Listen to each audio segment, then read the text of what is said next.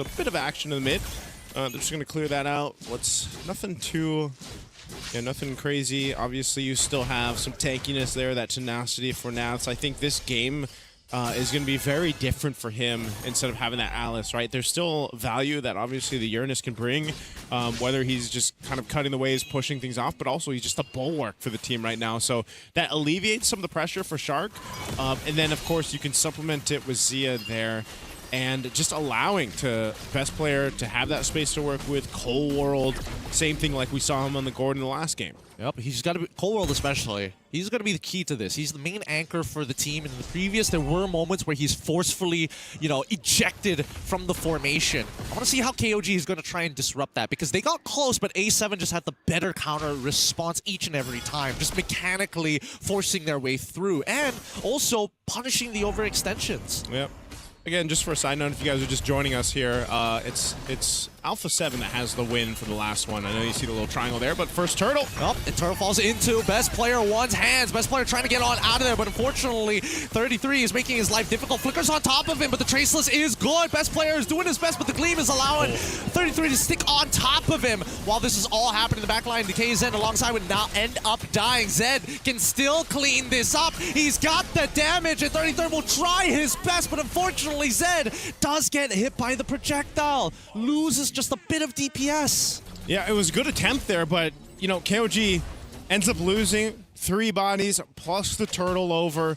You could see just how this composition could work, though, right? There's a lot of tankiness, there's a lot of durability to it, and mobility. That's one thing that they can take advantage of, and eventually, once Payan's online on the Harith, this is a reason why they go ahead and prioritize this for him. He's able to pump out a lot of damage. The problem is right now, they just don't have that just yet. Looking at this Turtle is very quick.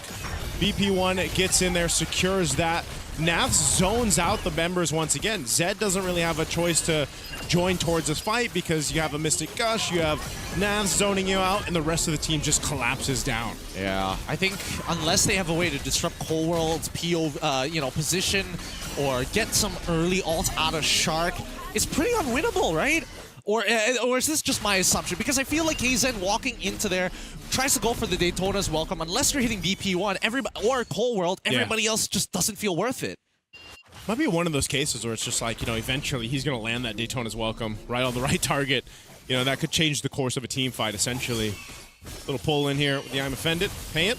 Oh, okay. Zia now 1v3 here. Really, he knows he's dead. He's not even going to try. No point trying at this point, but the rest of his team is there to look for maybe a turnaround. Shark tries. Fatal Links through. Gush is close, but not close enough. Best Player 1 able to secure it at the very end, and of course, that one kill gets him the Sky Piercer. Yeah. He's able to get it just on the edge of the Mystic Gush, man. Turtle's up. After that exchange, Nas will go ahead and bully Nile out here. Payan's going to go for this reset. We'll see ALPHA7 get in position. That's how you play EXP. Yeah, that's how you play EXP. Ruining people's days. You can't go back. No, you're not allowed. I'm the one who shuts the door. Yep. Oh, this one's dangerous, but Nats, he doesn't care. He knows that as long as Nile is there, oh man, KZen ain't even gonna bother. But now he is attracting a lot of attention. Shark could potentially get him out of here. They know they don't have the Daytona's welcome for the time being, but here comes Turtleball thinking about it. 33 trying to slow down, gets underneath this turret.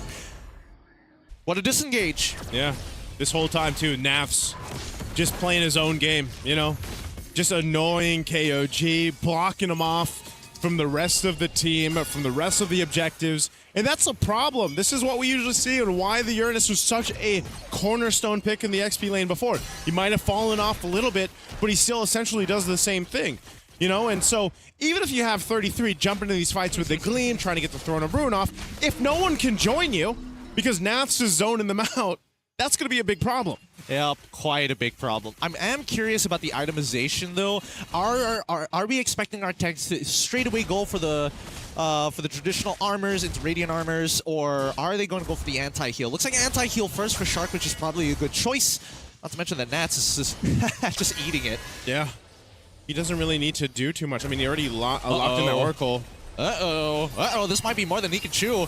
Without the broken walls, able to find a different angle, but Daytona's welcome going through Guiding Wind as well. He still flickers out of the air, almost survives, but 33 now trying to extend this lead even further as they pull themselves back here. Shark able to slow them down for just a little bit. Okay, so he's not that tanky just yet, right? And it was also a good use that time in the Daytona's welcome. I almost thought that might backfire, though, because it might have bought them enough time for that rotation for ALPHA7 to join, but luckily for KOG, it didn't.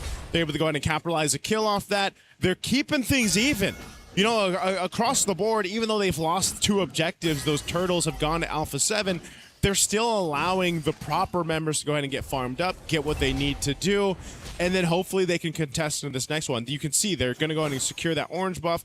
They've already got vision around there. They're going to go ahead and try to contest this again on broken walls. They can pull it towards that backside if they want to. But we'll see. BP1 is still on that bottom side with Naz. Shark is up here. He's going to go ahead and spot this out, give that information. But here's the rotation. We'll see if KOG is able to secure an objective here. They're going to take their time. In terms of the wave, it's pretty neutral on top and bottom side. It's an honest 50-50 here, but the control is for A7 on that mid side. And it's best player 1 who steals it away! He's trying to get on out of here, but the guiding wins. Unfortunately, not going to get now out of there. And now, Shark in the back ends up dying to 33s. He's trying to cut the front line and back line in half. He's able to catch them, and finally, this might be their moment. Gush comes through! He's gotten 1. 33's out of there. Payan looking to clean anybody up, but there's just too much mobility.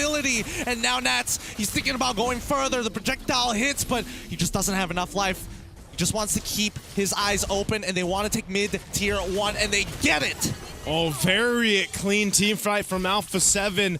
Great take with the retribution from best player 1 on there. And Palo, I think that was a kill. Let's take a look. Okay, no, Payan's still alive. He survived that. He'll get back to base, but that's that instant replay here.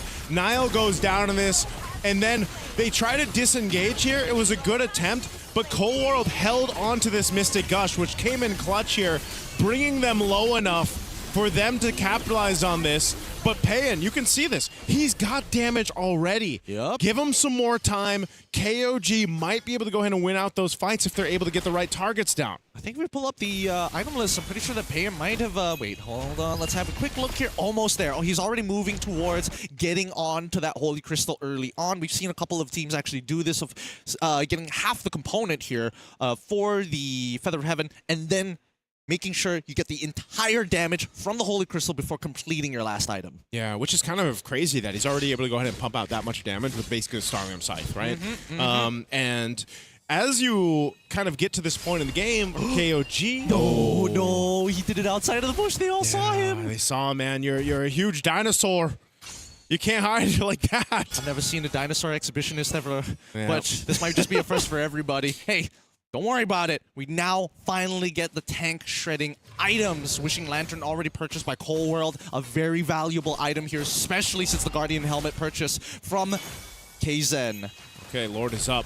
They know that they're on that bottom side, so KOG, they're going to take the risk. They're just going to try to blitz the Lord. Oh, here comes BP1. He's going to try his best. Guiding Wind's going to come through. Oh, no, the Traceless might be good enough, but somehow Nile is able to secure it. KZen ends up losing his life.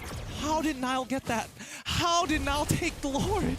Hey, maybe one of the Wisps came out clutch for that one. They do get the Lord. KOG still has 4 members. They've got plenty of Purifies, too. Oh, they're going to jump in, 33. Okay, 33 right on top of Cold World at this point, and as long as he gets... Oh, he gets pulled in by Zia, gets hit by the Mystic Gush, the Gleam is in the wrong direction. It's now Payan, tries to clean up the 2 members, holding 33 down. Now in some trouble, Nile gets topped up with the help of Payan, and as well as the Flask at the Oasis. Not a bad fight there, actually. Not a bad fight. It was just seconds off for them to have crucial ultimates for the re-engage there. Cold World, once he landed that stun, he just got the Mystic Gush. Same thing, best player popped the Mountain Shocker, but still, KOG comes out with a pick. They got the Lord. They'll take out some turrets. This is great for them to start getting some momentum in their favor. ALPHA7 has pretty much controlled a lot of these little moments around the objectives. Well, now KOG can turn it around. They've got potential to go ahead and let Payan now pump out this damage, get to where he needs to be. He's going to slowly crawl up this damage dealt ranking you see here because he's enabled now. So Lord will eventually go down as they did a little bit of damage to this top turret. They do take out the tier 2. So ALPHA7, that 2-ish thousand gold lead that they had has been pretty much taken care of. But KOG in a really good position now. Yep. 10 minutes into this game, and now in a much better position in terms of their raw gold. Compared to game number 1, which was a lot slower, we were like at 29, 28. Here, we're already at 32, 31, already showing how much more action it is and how much more gold efficient both junglers have decided to be this game. It's really interesting that the Barretts is working the way it is, you know? I mean, part of it is not even so much these crazy Daytona welcome setups, it's just also how tanky he is and the threat of the missiles and everything else. Looking at the gold distribution here between the two junglers, you know, it's nothing too crazy. You expect the YSS to be a little bit higher, just in terms of the speed and the farming he's able to go ahead and do. And that's definitely something that has worked for ALPHA7, but nonetheless, KOG has done a phenomenal job at keeping things in tow. And now they've got control. This is where we start to see the strength, I feel like, too, of having a Matilda help you rotate in different areas around the map that you essentially wouldn't have if you didn't have the Matilda. Yeah, and I think it gives a lot of security for KZN to be like, I don't mind dying, because there's always the possibility I could be able to get on out of here at any moment. And if I still do die, that's fine. 33 is doing a great job. Payen, he's 0-4, so he's not dead yet. Zed's in a good position too. Like, things are falling into place. For KOG at this point, when this Lord comes up, because that's essentially where we're going to see this all clash through, is number one, relying on your Purifies for that setup that Shark, you know, again, we talked about how consistent Shark has been throughout the wild card so far. He can still do the same thing on this Atlas. It was priority pick on the blue side for them now twice in a row.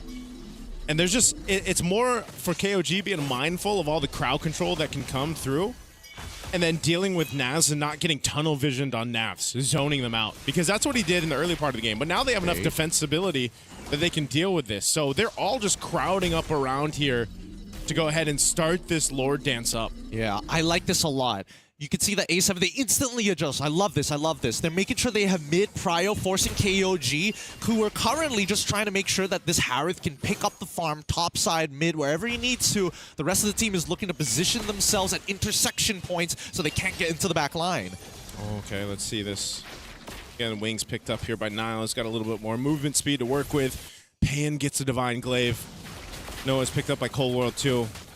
This is a very important Lord for both sides. Mount Shocker use half health on this Lord. Oh, they get right on top of BP1. And more importantly, the Daytona's welcome connects! Payton now goes in hard! Force already through. Shock the next to fall. Here's the Fatal Links comes down. Doesn't matter when you've got that Purify. This fight is done for. They turn back and they need to secure this right now. Oh, great move. Great play from KOG. We talked about how much of a threat the Matilda and the Barretts will be at this point in the game, and we saw it just happen there. Best player one had nowhere to go. And when you can make a move that quick and literally a snap of the finger, that's the strength of KOG's lineup. Oh, super dangerous. Just super dangerous. Any little mistakes could cost you so much here. I wasn't expecting the draft to turn up in this particular way, but considering everything that has happened, I take my words back. Maybe Barats could be the way to make this work, and you said it yourself. Inevitably, he's going to get the jungler on the enemy side. It's not about how many Daytona welcomes you take. It's about how many that hit. It's about how many that hit, right? And at this point, KZN happy to go ahead and take up a ton of this damage. You know, even because he got the Guardian Helm earlier, he's got enough magic resistance, physical defense as well. He can take those shots, just heal it back up and get out of dodge if he has to with the Guiding Wind. So ALPHA7 trying to stop the bleeding on their side right now as they have to deal with this Lord. They cleared out some of these lanes. But KOG, do they have the potential to actually just force a fight? I think that's one of the biggest things here. Honestly, they probably shouldn't. Ideally, they don't, because A7 want KOG to actually come into them rather than the other way around. I feel like if KOG need to try anything, it's with 33, and then afterwards, nobody else, right? 33 and now should try something. If nothing happens, that's fine. They can at least get out. I think KOG is more comfortable just waiting to go ahead and fight around the Lord. I think throwing 33 maybe forward like we've seen might be a little bit too risky. They don't want to lose 33 on this Alice, because just like previously, it was so good in the hands of Navs for ALPHA7, and right now it's 33 shining through this, doing the same thing, just kind of sticking to that front line or just pushing off Shark from even getting some of the vision that he wants to. So KOG with the upper hand, and you know, the sleeper of this, the whole concept of having a Harith again slowly build up. Earlier he was 0-0-4, now he's got a kill. But it's more so of the amount of damage that Pan is dealing out that is, I think, keeping ALPHA7 in their tracks. Yeah. Also, KZen is starting to lose his stacks. There's kind of nothing to hit. He's getting a little smaller. Getting smaller. He's getting real small here unless he gets into combat. And finally he's maintaining it. He's get back out. That's a scary thing right now, especially in the late game where you're like, you do so much damage to the jungle creeps that you can't just hold it in place to maintain the stacks anymore. So you got to go up into the waves. Yeah, you can see this, you know, I think in their case, KOG happy to play. Even if KZen doesn't have max stacks, like, he's still essentially got to get out of jail free card. Oh, good Shark. Daytona's welcome. As a response to the Fatal Links from Shark, anti-CC can't do much about it. They back away, and now they know Fatal Links is out of the question. Turtle Boat is also out of the question as well. This should just be a lord for them. Yeah, there's, I mean, they see Zia at the bottom. I don't see them really contesting this. I think ALPHA7 might just choose to wait to defend, but they are crowding around this. Oh no, BP1, he shows himself, and unfortunately Colwell makes an attempt onto 33's live pay in. Now takes the Lord, they've got no resources left. A7 need to start running here, and now the flicker forward catches 3. Too easy for 33 is pay in. Fights BP1. They get the initial pull coming in from Zia's side, but he pulled it in. 33, the one person he didn't want to stop. And now Nats, he tried his best, but now recurring. Walking back, they lose one member in that full fight. That could have been way worse for ALPHA7. They only lost best player 1, but I was thinking at least 3 were going down in that exchange. KOG able to make it happen. Again, there's just so many shields, so much utility and speed to work with. Oh my goodness. Wait, the fat flank here. Does he have the Fatal Links? Yes, he does. Shark, there's an opportunity here. Payen does not have his Purify. At any moment, they could unleash. They're waiting for BP1 to come back up. They're willing to sacrifice this inhibitor. And you can see the engagement coming off of 33. The attempt is made. Shark is coming. Payen in trouble. Flicker forward. Fatal Links onto 3 once again. BP a little short on the turtle boat, but it's good enough. The damage from Payen is just too much. KZen finally falls, but it's still a 3-for-1 trade. And KOG bring it to game number 3. The ideal was there from Shark and the rest of ALPHA7, but just not